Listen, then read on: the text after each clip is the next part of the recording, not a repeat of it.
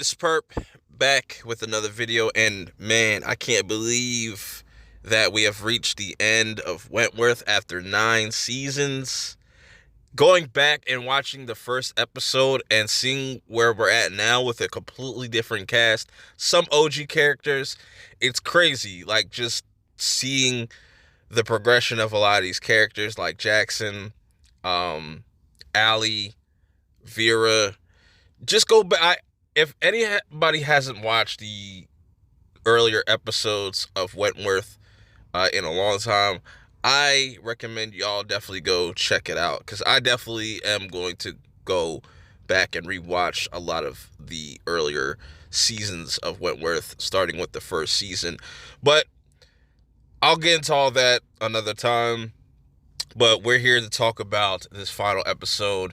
Hit that like button, hit that subscribe button, follow me on Twitter at PerpMinder420. So, man, I didn't know what to expect going into this episode. A lot of tensions are brewing. There's a bomb on the way to Wentworth. There's a timer. It almost felt like this episode was a little bit too short. I could say that. It definitely felt like they kind of cheapened out with the length of this episode. But you have everybody kind of just going about their day. You know, Allie kind of just dealing with her situation. Everybody kind of being segregated from the other women as far as just how they look at just Ruby and Boomer and Rita, because Rita is a cop. So anybody that's associated with them is pretty much like an outcast at this point. Meanwhile, Jackson is getting the whole staff together to kind of just tell them, like, this was a tragedy. We had to get to the bottom of this. And just comes barging in, just saying, you know what? Screw y'all. I'm going to get a new raise and a new job because I guess whatever the NOS dude said, or NSO dude said, made her kind of just go on this complete power trip, because I guess the guy promised, like, yo, we'll give you this in return if you just let the bomb go off and we could all pretty much pin this on Judy. That was the initial plan, which they could have really avoided this way earlier, but you know, they just decided to not. It was crazy, and I would have liked to see the aftermath of everything. Like, if they would have extended this episode at least like another 20, maybe like another 20 minutes, and we could kind of see what happens to a lot of these characters. We could have seen like Frankie or something like that. That would have been cool, you know, to kind of, I think they could have done more as far as the finale goes. But we'll get on into those thoughts at the end of this. I don't want to get off topic. I just want to break down the rest of this episode. So Jackson decides to make plans for Ferguson to get transferred into the psych ward because, you know, they don't want nothing to slip, or making sure that, you know, Ferguson doesn't say too much, and they just, you know, want to lock her away so she can't say nothing. And I really dug what they did with Ferguson's character in this final episode. I got some thoughts about it as well, a little bit negatives. But also, now you have Rita trying to align herself with Ferguson, you know, trying to get as many people on her side. And I like this scene, you know, because it really makes you feel like Luke Kelly has won, really putting the pressure on everybody. You have Rita kind of almost bowing out and just kind of giving up once again and feeling really down and disappointed that she got her sister in the situation.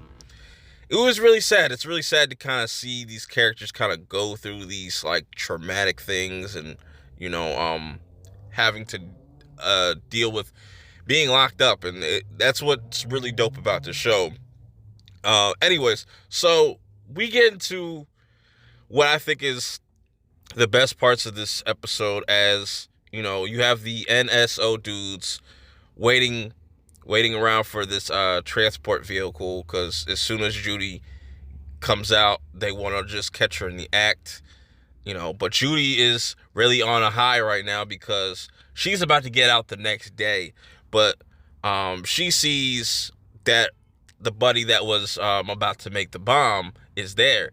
And the whole time, Luke Kelly was lying to her and saying that the whole thing was called off. But no, this changes everything for Judy's character, because she even says, if that bomb goes off, I'm fucked. I am screwed. I'm stuck in here. Ferguson, overhears this whole conversation and lets Rita know, like, yo, there's a bomb.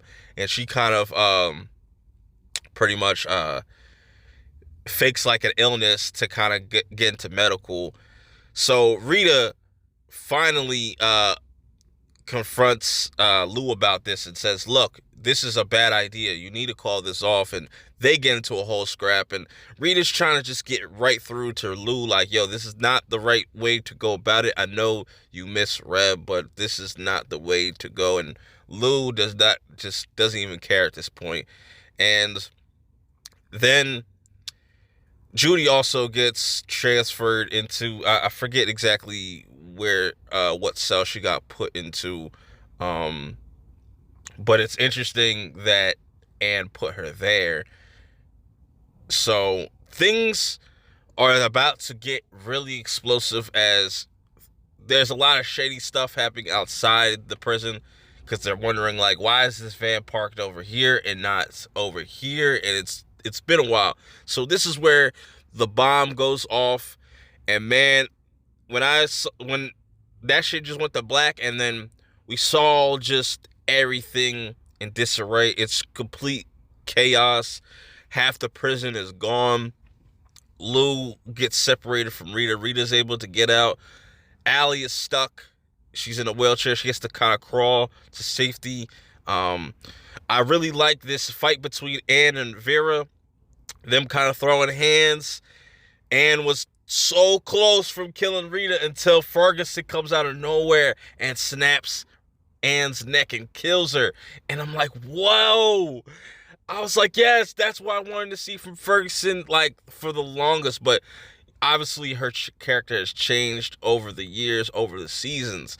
But that was just crazy. Just seeing, also seeing Judy dead, that was solid for me. That right there made this a satisfying ending for me, because she should have been killed off long time ago. But seeing her dead and then just seeing Anne get her neck snapped, that was really fucking dope. Really dope.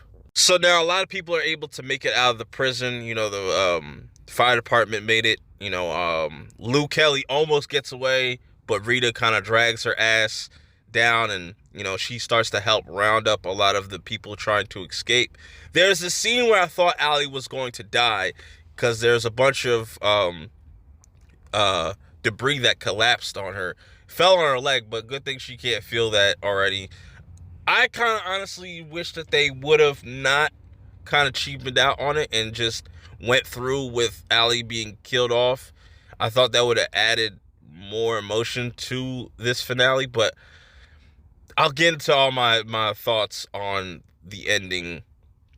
Let me continue breaking down this episode, because this right here was my favorite part.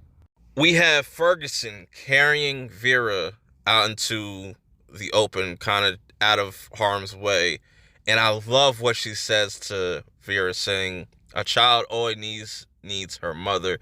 And she always goes back to Vera saying, like, what is your end game? And this was her end game, redeeming her relationship with her daughter. I feel like that was a really powerful scene, man. I really enjoyed that. Let me know how you guys feel about that. Now let's get into the very end of this episode, where everybody kind of is reuniting. Allie is alive, but she's just kind of out of it. But she was able to get the phone, because that phone will help clear Rita and Ruby's name. Seeing Jake's reaction to Vera being alive still was really dope. I felt that. But yeah, that's pretty much the ending. You know, like I said, I would have liked to kind of gotten like a time skip or something like that, and we kind of see where all these different characters are. Like if Boomer's gonna end up having the kid, what's Jake and Vera's relationship gonna be like? What's Will going to be doing?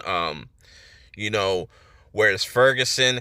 And my thing is, maybe they could make a sequel series out of this. I don't think they will. I think it's just, this is it. This is all we're going to get. Like I said, it does open the doors for more. I think with this ending, we'll have to wait and see. There's things I have issues with season 8 and 9, but overall, I thought this was a satisfying ending.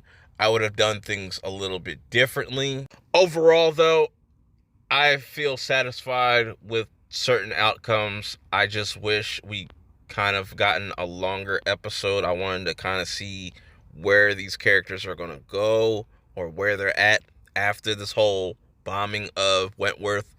We could have saw like the prison being rebuilt or being moved into a different area, which, like I said, I really feel like they want to make another series and just have a new cast of characters or something like that. But I think it's fine where it's at. It's a dope. This was a dope experience, a dope journey. Watching all these predominantly female actresses just kill it season after season, and seeing all the traumatic things they've gone through over the series was really dope. Let me know your thoughts and feels of this finale. Are you satisfied, disappointed? Till next time, I'm out. Peace.